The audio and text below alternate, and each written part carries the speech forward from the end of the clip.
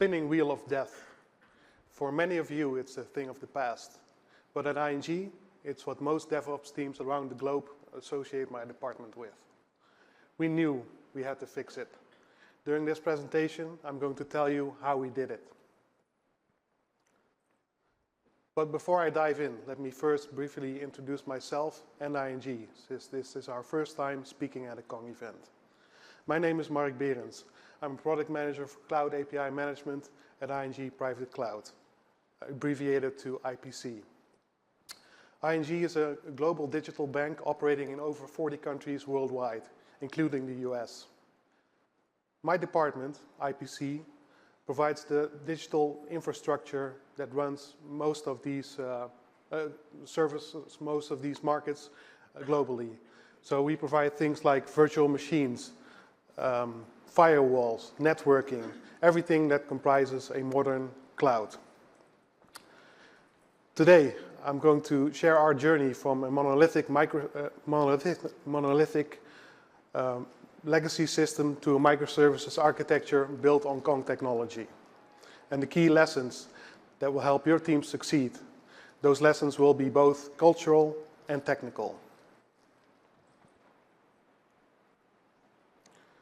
So how did we end up with the spinning wheel of death? I've been a software developer for most of my career, and if there's one thing that I learned during that time, is that software doesn't degrade overnight. You skip refactoring to meet a deadline. You rush code reviews so you can ship features faster. Before you know it, you have a complex, unmaintainable code base. When that code base is a monolithic application serving critical banking services, deployments slow down, and users start seeing those spinning wheels.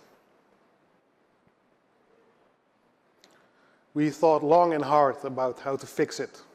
The solution: break the monolith up into independent, scalable microservices.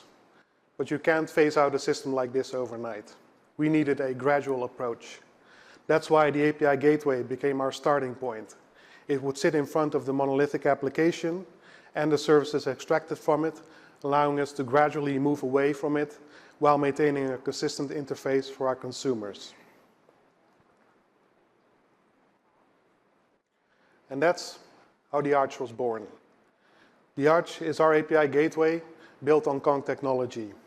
There were two key requirements that drove our decision after we evaluated our requirements, compared different solutions in the market, and Kong emerged as our clear winner. There were two critical requirements that I want to highlight today. The first is separation of concerns. In our case, we needed clean architectural boundaries that would promote scalable and fault-tolerant systems. That resulted in the end in a hybrid cloud setup for our solution. The second one is self-service or developer empowerment. Now, we strongly believe as a platform team that API teams should focus on business logic and not infrastructure concerns like security or observability. In the next few slides, I'll highlight how Kong's flexibility helped us deliver on both requirements. So let me start with the first requirement, which is the hybrid cloud setup that I mentioned before. And the ultimate goal here is to have separation of concerns. So what you see here in front of you is a very simplified version of our architecture. So at the top, you see our control plane, which is hosted on Azure Public Cloud.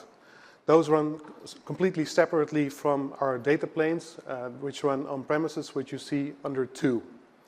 So the API configurations are stored separately from where the actual data is being proxied.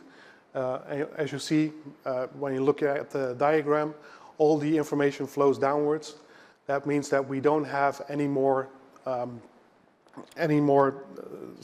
single points of failure or circular dependencies, because here's the problem. We, as an infrastructure cloud provider, we ran on the same infrastructure as our consumers. So that meant that when our infrastructure tool went down, there's a good chance that we couldn't fix it because we needed that same tool to remedy the problem. That created a circular dependency that we needed to get rid of. And this architecture is what gave us that solution.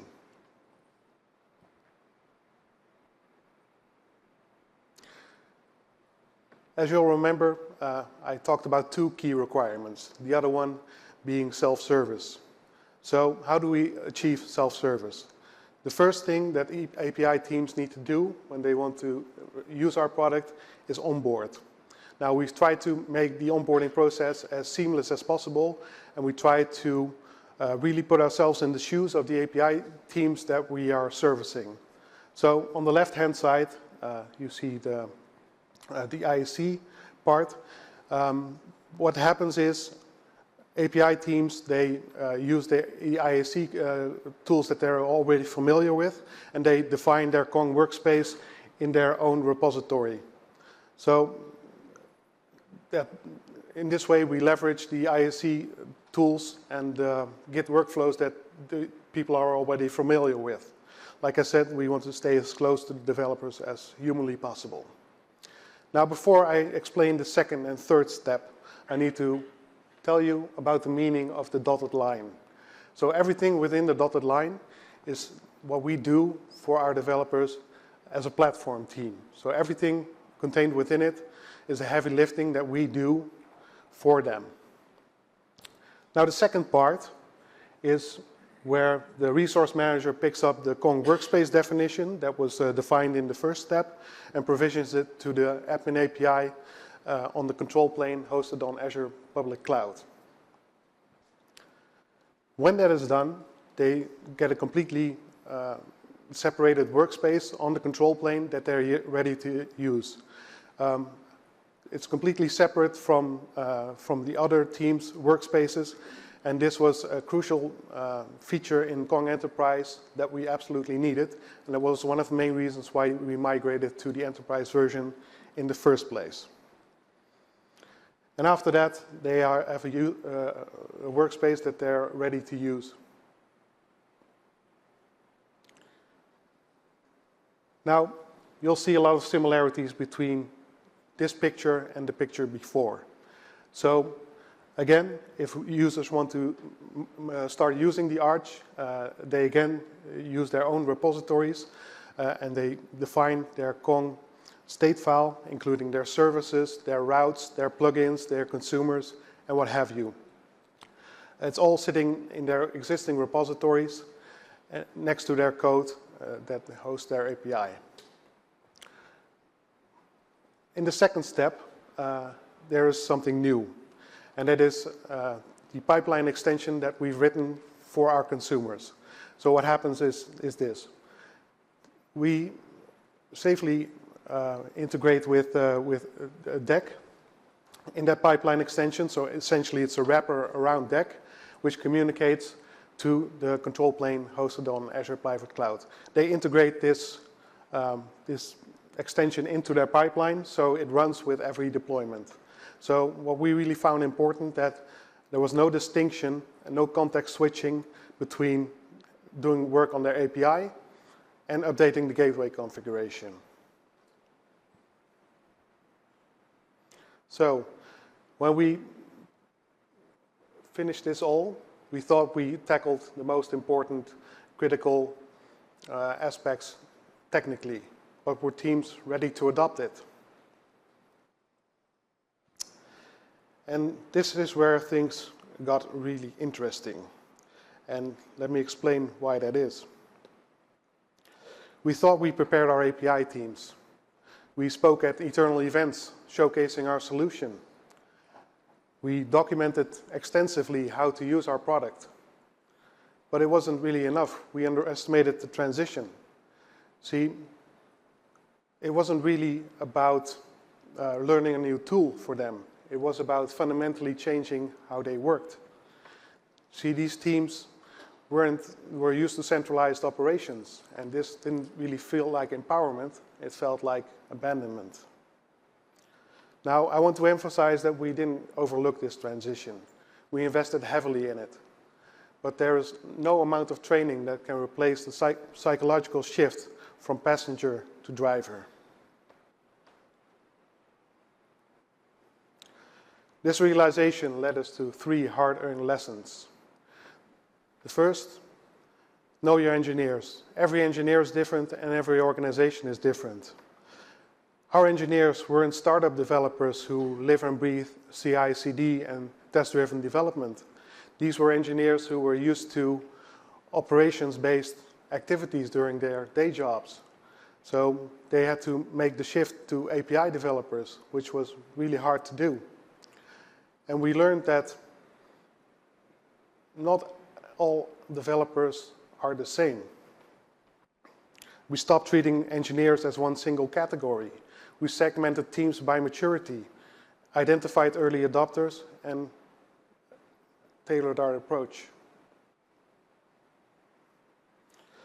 So here's what we learned. Foster your early adopters, because they are the people who make your platform a success. So the lead engineers from those first teams, they started gathering together and discussing ideas about how to use our product. When we found out about that, we joined them. And we started working together on things like security policies and plugin configurations, best practices. Lesson number 3, centralized decision making, or freedom is never absolute.